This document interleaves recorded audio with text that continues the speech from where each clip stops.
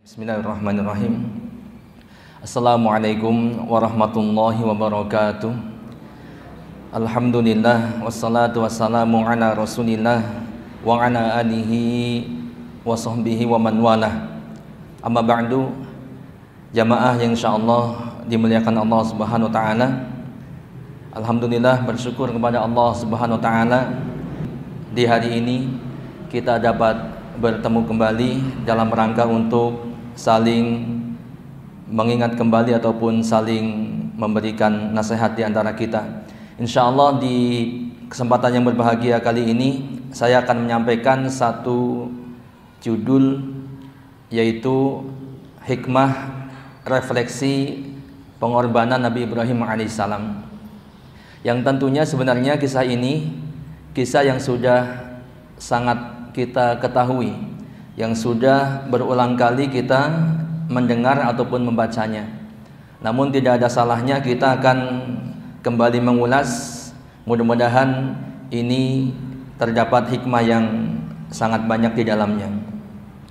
Nabi Ibrahim alaihissalam, beliau adalah salah seorang nabi dan rasul Allah Subhanahu wa taala yang mempunyai kedudukan istimewa.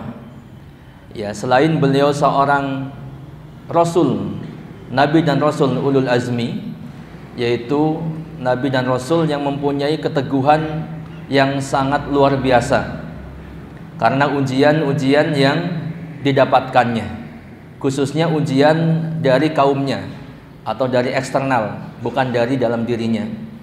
Beliau salah satu Rasul ulul azmi yang diantara mereka ada 5, yaitu Nuh, Ibrahim, kemudian Musa, Isa, dan Muhammad sallallahu alaihi wasallam.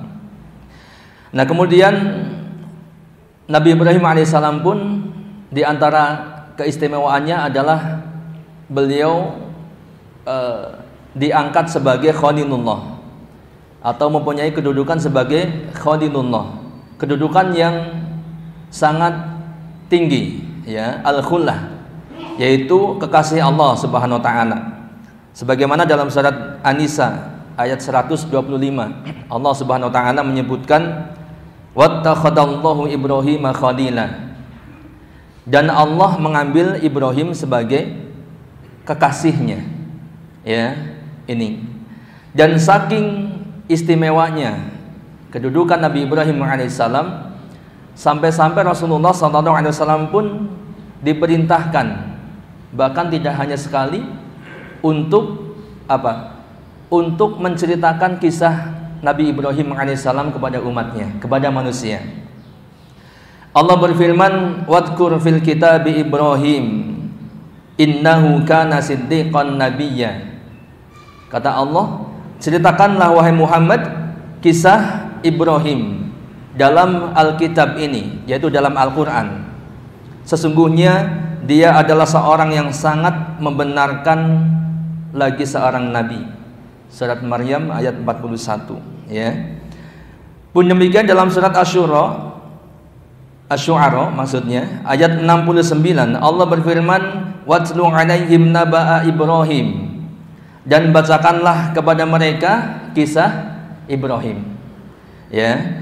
Nah, untuk itu insyaallah kita akan bersama-sama menyimak satu kisah atau sebagian daripada kisah Nabi Ibrahim yang sangat menginspirasi.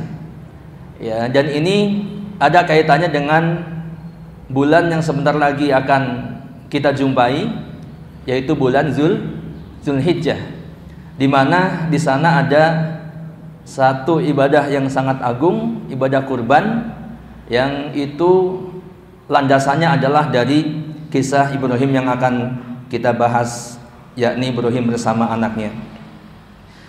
Baik, kisah ini terdapat dalam surat As-Saffat ayat 100 sampai 111, ya. Berawal dari doa Nabi Ibrahim alaihissalam. Jadi Nabi Ibrahim alaihissalam ini termasuk nabi yang diuji dengan ujian yang sangat banyak, ya. Di antaranya adalah diuji tidak mempunyai keturunan sampai batas waktu yang sangat lama. Berapa tahun? baru dikaruniai putra? Ya, setelah 80 tahun. Ya, ini pun Nabi Ibrahim alaihissalam berdoa kepada Allah. Ya, artinya tidak putus berdoa dan bersabar. Sehingga dikatakan dalam ayat tersebut, Rabbi habli minas salihin. Rabbi habli minas salihin. Ya. Ya Allah, ya Rabbku, anugerahkanlah kepadaku seorang anak yang termasuk anak yang saleh. Ini doa Nabi Ibrahim alaihissalam.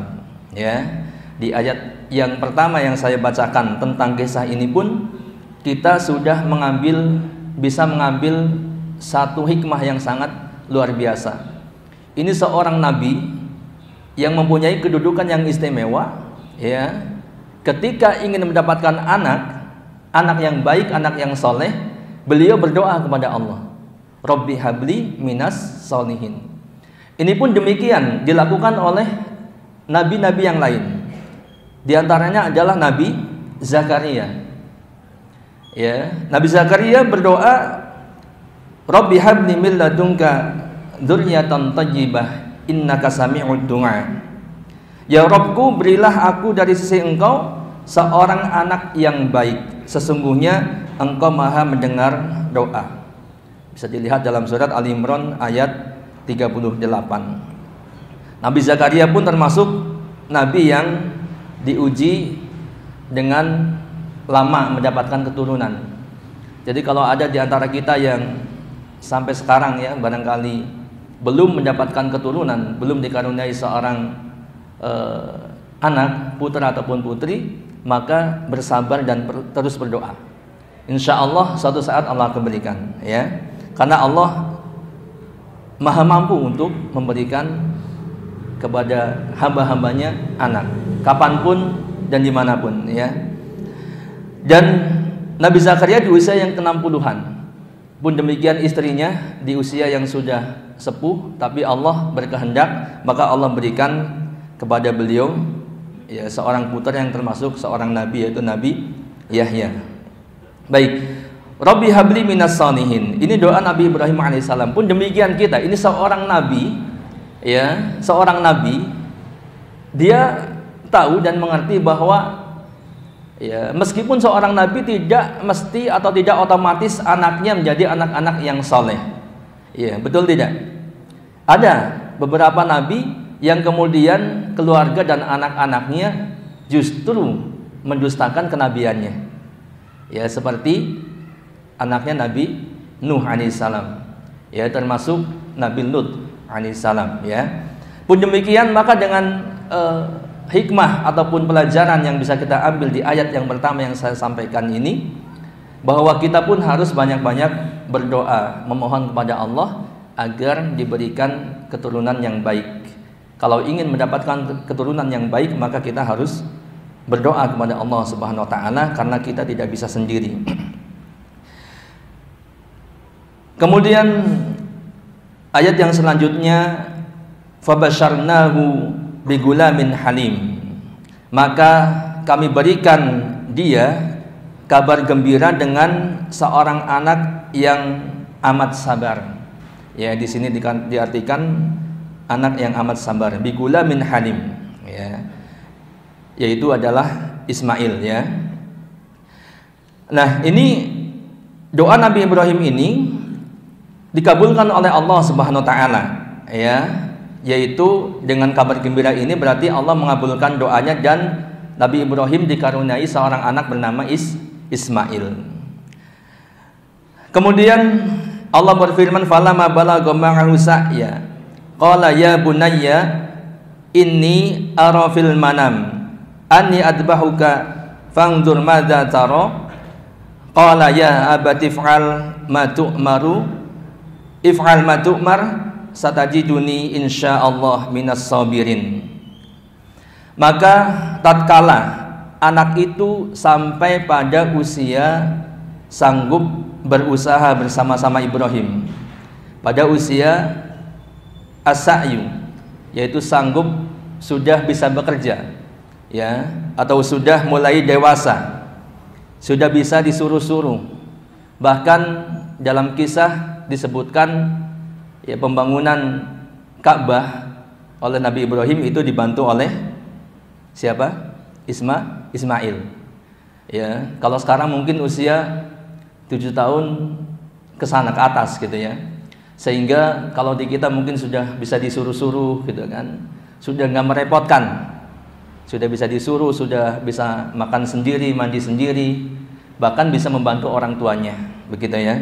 Disuruh ke warung misalkan ya, untuk beli ini, beli itu dan sebagainya.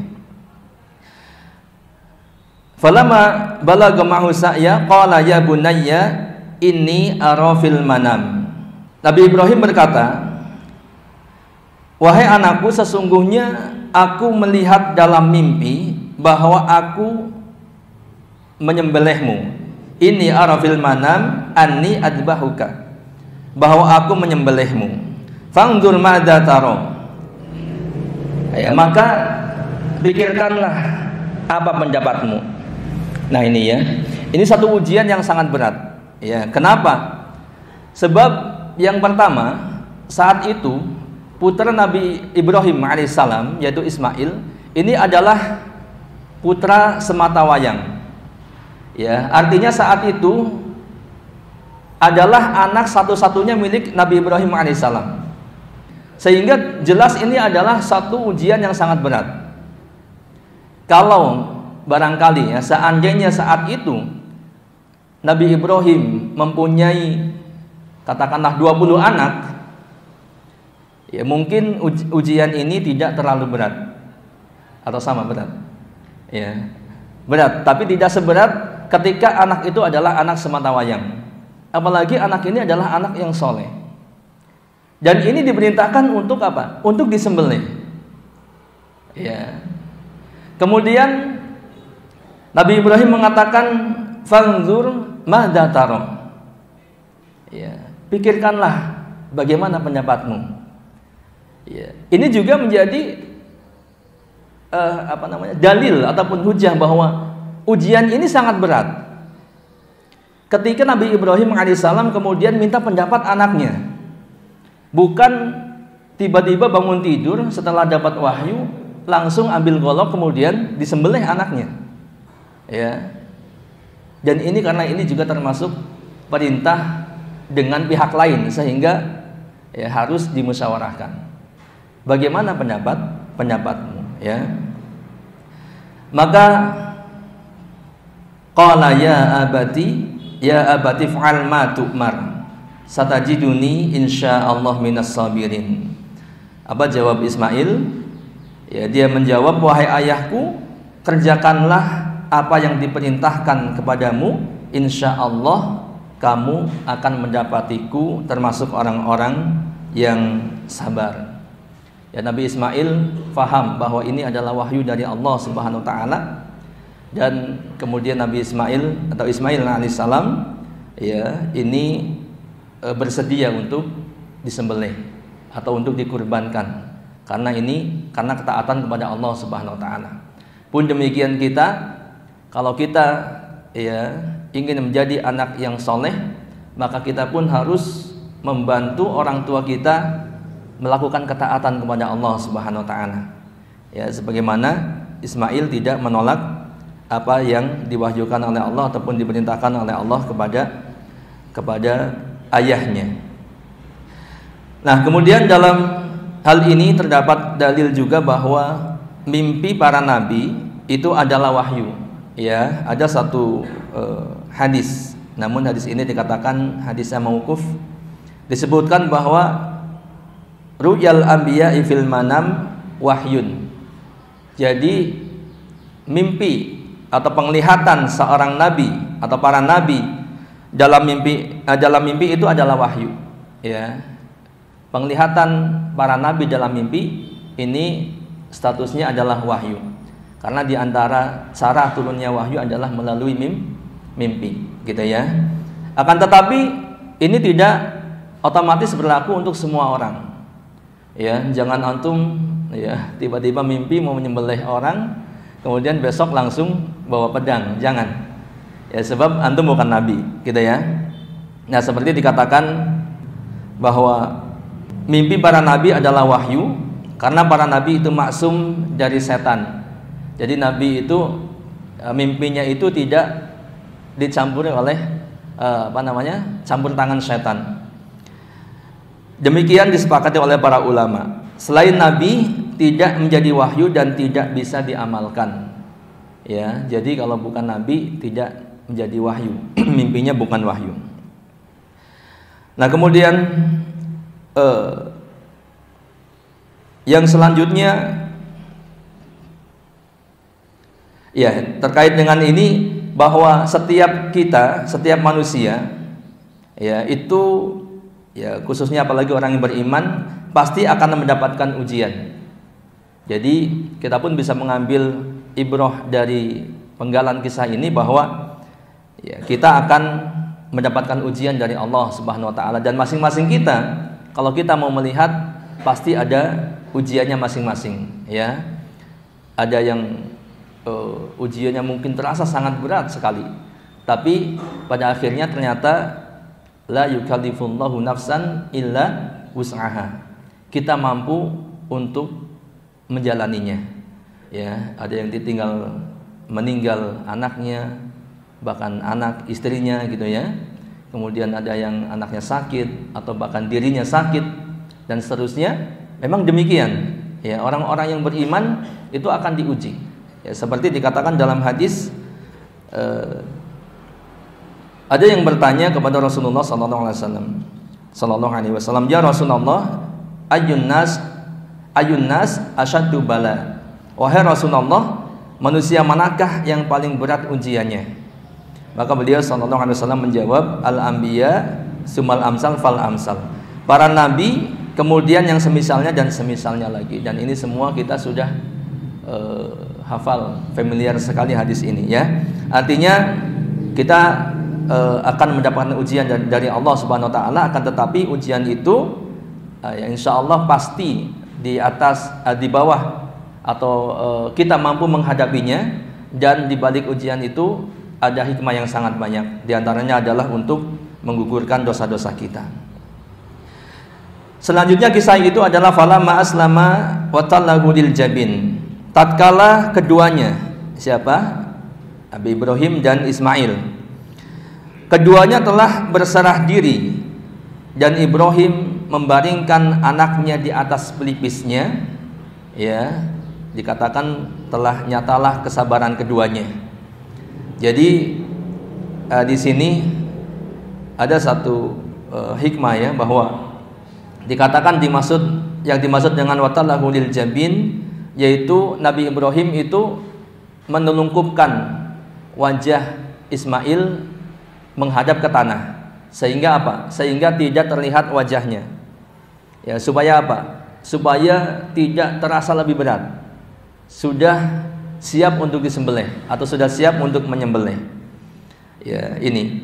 Jadi bukan ditelentangkan mukanya menghadap ke atas atau berhadapan dengan ayahnya, bukan, tapi ini saking beratnya ya, supaya lebih ringan atau supaya tidak merasa kasihan. Namun begitu sudah siap untuk menyembelih atau disembelih Nabi Ismail, kemudian terdengar suatu seruan, wa nadainahu ayya Ibrahim, dan kami memanggilnya wahai Ibrahim. Maka Ibrahim pun menoleh, dan ternyata terdapat seekor domba putih bertanduk dan bermata lebar. Ya, ini di sini dikatakan Ibnu Abbas melanjutkan, ini perkataan Ibnu Abbas ya. Saya menyaksikan bahwa kita ikut meniru dalam memilih domba jenis demikian. Jadi berdasarkan kisah ini, maka yang terbaik untuk korban adalah domba. Bahkan domba yang jenisnya seperti ini ya, yaitu domba putih bertanduk dan matanya lebar. Baik, kemudian selanjutnya qad sadaqta ar-ru'ya inna kadzalika najzil muhsinin. Sesungguhnya kamu telah membenarkan mimpi itu, sesungguhnya demikianlah kami memberi balasan kepada orang-orang yang berbuat baik.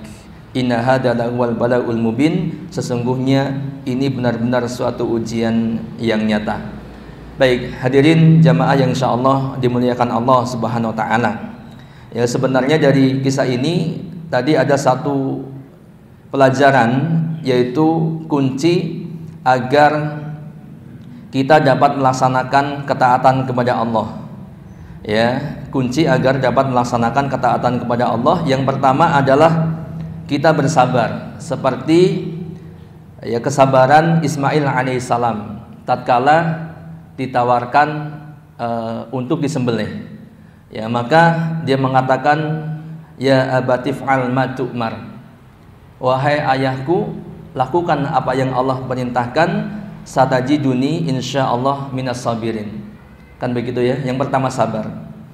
Kemudian yang kedua kuncinya ya untuk dapat melakukan ketaatan adalah seperti dalam ayat yang selanjutnya, falamma aslama wa talahu lil jabin. Jadi taslim. Ya, kita berserah diri kepada Allah.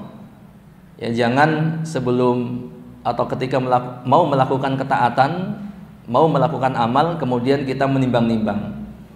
Kalau saya lakukan ini, kira-kira yang akan Anda dapat apa gitu ya. Misalkan biasanya ya orang-orang itu kalau melakukan salat duha misalkan ya, rezekinya akan jadi lancar. Kalau mau sedekah, orientasinya hanya agar nanti biar usaha saya lancar misalkan. Maka jangan demikian, tapi kita berserah diri kepada Allah. Ya, adapun apa yang akan diberikan Allah kepada kita, maka itu urusan nanti. Yang jelas kita melaksanakan ketaatan dalam rangka mengharap ridha Allah Subhanahu wa taala. Nah, kemudian kunci yang ketiga yaitu terdapat dalam ayat qad sadaqta ru'ya inna kadzalika najzil muhsinin. Sesungguhnya kamu telah membenarkan mimpi itu. Ya, kuncinya adalah tasdik, yaitu kita membenarkan perintah dari Allah Subhanahu wa taala. Ya, meyakini kebenarannya sehingga kita akan mampu ataupun ringan melakukan ketaatan kepada Allah Subhanahu wa taala. Nah, ini hadirin jamaah yang insyaallah dimuliakan Allah Subhanahu wa taala, mungkin ini yang dapat disampaikan sedikit saja. Nanti kalau mau lebih luas lagi silakan bisa dibaca di kisah Nabi Ibrahim ini, terdapat dalam surat As-Saffat ayat sekitar 100 sampai 111-an ya. Wallahu a'lam bishawab. Mohon maaf atas segala kekurangannya. Assalamualaikum warahmatullahi wabarakatuh.